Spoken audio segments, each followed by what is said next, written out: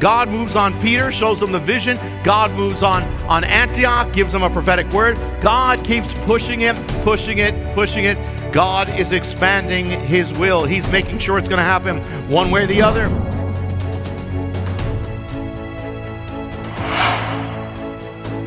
See, the gospel applies to every situation in your life, the mountain and the valley.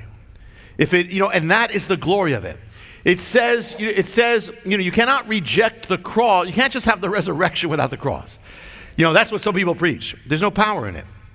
The thing is that how can we go through hard times? And also it says rejoice always. How can we rejoice when we go through a tough time? The new self can. When you're going through a tough time and you rejoice anyway, you're being rejected, I rejoice anyway, the new self grows, prospers. When you wanted something, it doesn't happen, Lord, I'm rejoicing anyway, you become more and more like Messiah. You see, it's the opposite of what you might think. You might think, well, I'm afraid because I don't want any hard time. Well, you know what? If you live fearing any hard time and you can't have any, what you're saying is you're desperate. You've got so little joy that you can't deal with anything. What this is saying is you have been given so many blessings and so much joy that you can deal with anything and you can overcome it. The good news is so good, it's saying, that it will overcome all things and it'll keep getting stronger as you do. See, which child is the one who's secure in the love of their parents? The one who someone rejects them and they fall apart?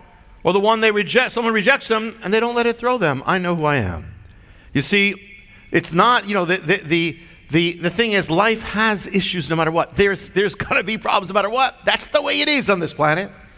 But this is all good news because it says no matter what, even though all those things happen, for you're going to have blessing in every one of them, and you can rejoice in every one of them, and you grow stronger in every one of them.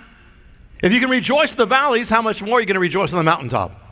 Your joy is going to get stronger. It says in Hosea, God speaks to Israel, I will give her the valley of trouble as the door of hope.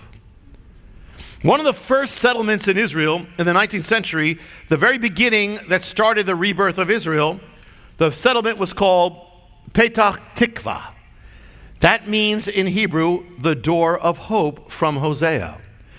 And that from in other words, God says for the valley of trouble, it's going to become a door of hope to you. So remember, in every trouble, look for the door. Ask yourself, what is this leading me to? It's going to be something good if you're in God's will. Next verse. When they appointed elders for them in every church, every congregation, having prayed with fasting, they commended them to the Lord in whom they had believed. That which is alive reproduces. If something's alive, it by nature reproduces. If you're alive in God, you have to be reproducing. You have to be leading others to God. You have to be having spiritual children. You have to be having an effect. If you're healthy, you're going to be going out. And if you're not healthy, become healthy. Spread the word. Through fasting and praying. Look how important fasting and praying is. They fasted and prayed, and then God spoke to begin this mission. He said, give me Barnabas and Saul. And now they're doing it again. As they did, and they're entrusting these people. They said, okay, we have to go, we have to leave you, but we're entrusting them to the Lord. And that says something too, a key here. This is so rich. We have to do everything we can, and God, do your part, serve, minister, do your part, but then you have to entrust it to the Lord. If you're worrying all the time, you're not entrusting it to God. If you're staying up late, worrying, getting up early, worrying, unless the Lord builds the house, your ministry, entrust it to the Lord. Your family, entrust it to the Lord. Do what you have to do, but then entrust it to God. Your problem, entrust it to God. That person, entrust them to God. They return to Antioch, to the original Antioch. Verse 24, as they come. As they passed through Pisidia, they came to Pamphylia. And when they had spoken the word in Perga, they went down to Italia, a lot of cities of the ancient world. They are passing through a lot of traveling. From there, verse 26, they sailed to Antioch, from which they had been commended to the grace of God for the work that they had accomplished. They return to Antioch. This is the completion, the first world missionary journey ever. They came back. Amazing, because they had no missionary school. They had nobody to talk about missions because there were no missions. No training. God just said, separate them, go out. They just went because God told them without knowing what to do. And sometimes you can't wait for all these things. You just step out. God will honor you as you step out. He'll show you the deal, but step out. Verse 27, when they arrived there, they gathered the congregation together. They began to report all things that God had done with them and how he had opened a door of faith to the Gentiles. So they come back with a good report. You know, we've had a lot of missions. We got a mission leaving today. Leaving this week, I guess. We got to pray, remind me at the end of the service. But the thing is that every time there's a mission, they always come back with a good report. They never come back with a bad report. You know, hanging around doing nothing, you might have a bad report. But going out in God's will, you're not going to have a bad report. They always come back with a good report. Always. We need to be part of God's mission. It doesn't matter whether you go overseas or you never go overseas. You're part of God's mission. Be a missionary here. Be a missionary in the world. You'll have a good report if you spread the word. Some people reject you. Some people will get saved forever. It's all worth it. And even those who reject you, Messiah said, jump up and down, leap for joy because your reward is great in heaven. You get blessed either way. Win-win.